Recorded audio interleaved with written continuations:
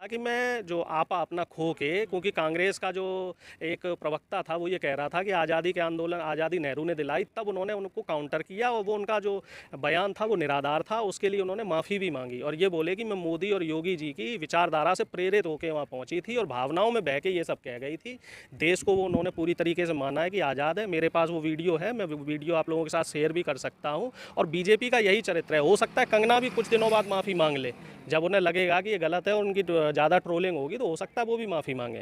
यदि कंगना की बात करो तो कंगना तो कई बार गांजा और ये जो नशीली पदार्थ हैं, गांजा अफीम, ये भी पी के कई बार पकड़ी गई। कई वीडियो हैं इनके। कि जो पद्मश्री अवार्ड है वो वापस करना चाहिए। बिल्कुल करना चाहिए। पद्मश्री अवार्ड किसी पार्टी का अवार्ड नहीं है, ये देश का अवार्ड है और देश के लिए अगर आपने कोई सम्मानजनक काम किया है तो उसके लिए अवार्ड दिया जाता है। और इस तरीके के जो अवार्ड हैं, पद्मश्री, पद्म विभूषण, भारत रत्न, अगर इस तरीके के अवार्ड अगर ऐसे विवादित लोगों को दिए जाने लगेंगे तो मुझे लगता है ये अवार्ड की जो एक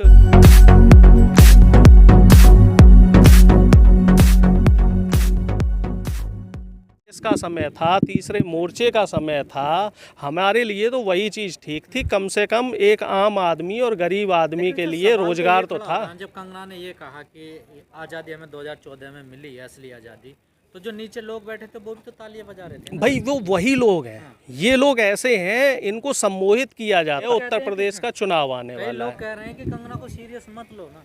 नहीं, बिल्कुल सही बात है। कंगना है या रुचि पाठक है, ऐसे लोगों को गंभीरता से नहीं लेना चाहिए, क्योंकि ये लोग देश का माहौल ख़राब करने का काम करते हैं। ये लोग, इन लोगों को आप मनोरंजन की दृष्टि से देखें, क्योंकि इनके सोचने समझने का दायरा वही है।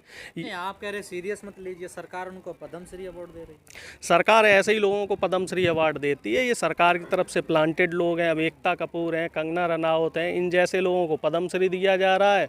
और सोनू सूद जिसने हज़ारों लाखों लोगों की कोरोना के दोनों जो फेज रहे उसमें जान बचाई, कई लोगों को घर पहुंचाने का काम किया, उसे क्या मिला? सोनू सूद के यहाँ इनकम टैक्स के छापे डाले गए। सरकार ये नहीं चाहती कि कोई देश की जनता के लिए काम करे, कोई देश की भलाई के लिए काम करे। सरकार ये चाहती है कि सिर्फ हमारे लिए काम किया जाए। जो भी नेता अभिनेता हैं ये लोग सरकार के लिए काम करें, सरकार की बड़ाई करें। और जो सरकार के खिलाफ आवाज़ उठाएगा, वरुण गांधी ने किसानों के लिए दो चार बातें कही तो वरुण गांधी को देखिए आप, राष्ट्रीय कार्यकारिणी से हटा दिया गया। उनकी जो मां है मेनका गांधी, उनको भी राष्ट्रीय कार्यकारिणी से हटा दिया गया।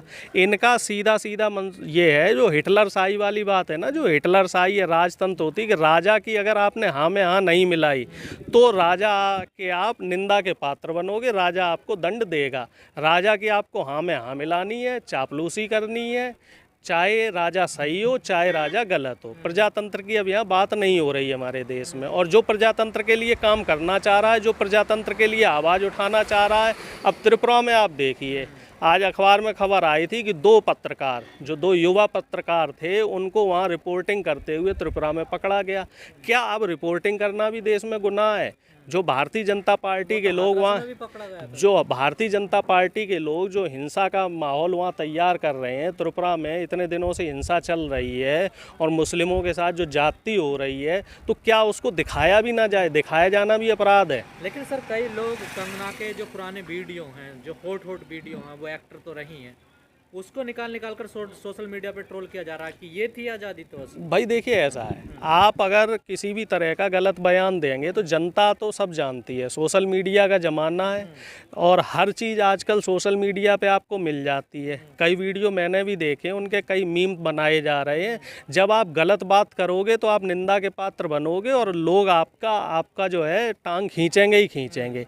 और आज़ादी, कंगना की बात करो तो कंगना तो कई बार गांजा और ये जो नशीली पदार्थ हैं, गांजा अफीम, ये भी पी के कई बार पकड़ी गई। कई वीडियो हैं इनके इस तरीके के, भी बताया जा रहा बिल्कुल। और ये हिंदूवादी अपने आप को बताती हैं इनके मुस्लिम के साथ। हालांकि चलो ये पर्सनल मैटर है, हमें नहीं कहना चाहिए, लेकिन जो आदमी की विचारधारा है, और बीजेपी के ऐसे कई नेता हैं। अभी कपिल मिश्रा का बता रहा हूँ, उनकी किसी सिस्टर की या भतीजी की शादी किसी मुस्लिम के साथ हुई है। और बीजेपी आरएसएस के जितने बड़े बड़े नेता हैं, सुब्रमण्यम स्वामी हो, लाल कृष्ण आडवाणी हो, मुरली मनोहर जोशी हैं, सबके रिश्ते मुसलमानों के साथ हैं। और अब योगी जी के रिश्ते इस समय ओवैसी जी के साथ हैं। तो ये तो इनका आरएसएस का तो मुस्लिमों के साथ ताना बाना अभी से नहीं है, इनका ताना बाना तो जिन्ना के टाइम से था। जो अब लोग कहने लगे कि जो पद्मश्री अवार्ड है वो वापस करना चाहिए। बिल्कुल करना चाहिए। पद्मश्री अवार्ड किसी पार्टी का अवार्ड नहीं है, ये देश का अवार्ड है। और देश के लिए अगर आपने कोई सम्मानजनक काम किया है तो उसके लिए अवार्ड दिया जाता है। और इस तरीके के जो अवार्ड हैं, पद्मश्री, पद्म विभूषण, भारत रत्न, अगर इस तरीके के अवार्ड अगर ऐसे विवादित लोगों को दिए जाने लगेंगे तो मुझे लगता है ये अवार्ड की जो एक गरिमा है इस पे ठेस पहुंचेगी। मामले पर बीजेपी की चुप्पी है। बीजेपी द्वारा ही प्लांट किया गया है। बीजेपी खुद इस तरीके का नरेशन तैयार करना चाह रही है। मैं बता रहा हूँ ना, बीजेपी देश के युवाओं को भ्रम में रख रही है। पिछले 7 साल में क्या 2 करोड़ के हिसाब से 14 करोड़ रोजगार सरकार दे पाई है? क्या सबके अकाउंट में 15 लाख रुपए आ पाए हैं? क्या डीजल पेट्रोल के दाम कम हुए हैं? नहीं हो पाए। महंगाई पे लगाम लगाने में सरकार कामयाब नहीं रही। महिला सुरक्षा की बात करें तो वहाँ भी सरकार विफल रही है।